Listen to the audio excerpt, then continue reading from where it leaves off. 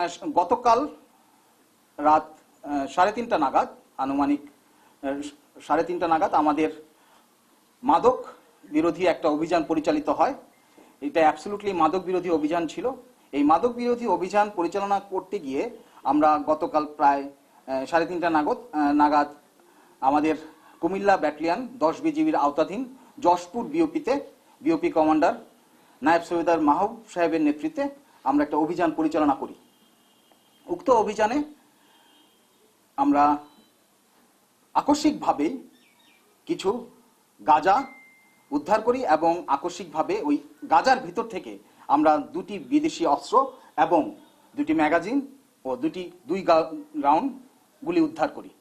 আপনাদের অবগতির জন্য জানাতে চাই যে চোরাচালানকারীদের এই যে একটি নতুন, এটা একটা আমাদের কাছে একটি নতুন কৌশল বলে আমাদের কাছে মনে হচ্ছে। কেননা ইতিপূর্বে আমরা চোরাচালানকারীরা বিভিন্ন সময়ে বিভিন্ন ধরনের চোরাচালান আইটেম কিংবা মাদক যে কোনো ফর্মে আমরা বিভিন্ন সময় আটক করেছি। বাট এই যে মাদক দ্রব্যের ভিতরে চোরা অস্ত্র বহন করে আনার যে এই কৌশলটা, এটা আমাদের কাছে এইবারই আমরা প্রথম পরিলক্ষিত হলো। তো ভবিষ্যতে আমরা হয়তোবা খেয়াল রাখবো যাতে এই যে কোনো ধরনের চোরাচালান দ্রব্য যেগুলো আছে কিংবা মাদক যেগুলো রয়েছে সেগুলো যাতে আমরা ভালো মতো তল্লাশি করতে পারি, কিংবা তল্লাশির মাধ্যমে এই ধরনের কোনো অস্ত্র যাতে ভবিষ্যতে আমাদের দায়িত্বপূর্ণ এলাকা দিয়ে ঢুকতে না পারে সেটার ব্যাপারে আমরা সজাগ থাকব। তো সর্বোপরি আমরা গতকাল 3:30টার সময় 2টি বিদেশি অস্ত্র, 2 রাউন্ড গুলি এবং 2টি ম্যাগাজিন সহ 12 কেজি গাঁজা উদ্ধার করি। এই ছিল আমার এই ব্রিফিং এর অংশ। এখন আপনাদের কাছে যদি কোনো প্রশ্ন থাকে সেটাকে আমি এটা উত্তর দিব। ধন্যবাদ। বর্ডার গার্ড বাংলাদেশ প্রতিনিয়তই আমাদের মাদক, চোরাচালান এবং অস্ত্র, অবৈধ অস্ত্র যাতে বাংলাদেশের অভ্যন্তরে প্রবেশ করতে না পারে এই ধারণা থেকে আমরা আমাদের অভিযান প্রতিনিয়ত পরিচালনা করছি।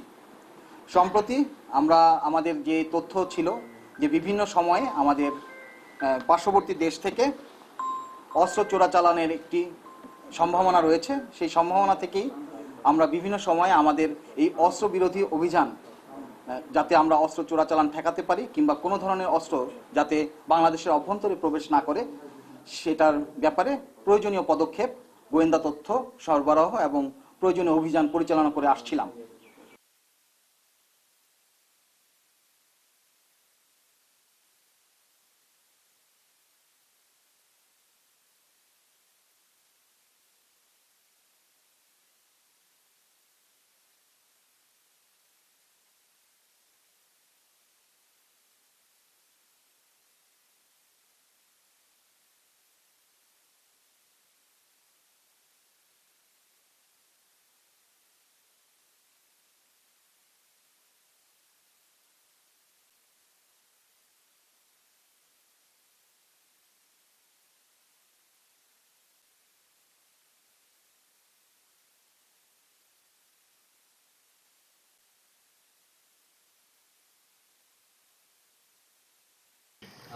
শুরু হয়েছে স্যার।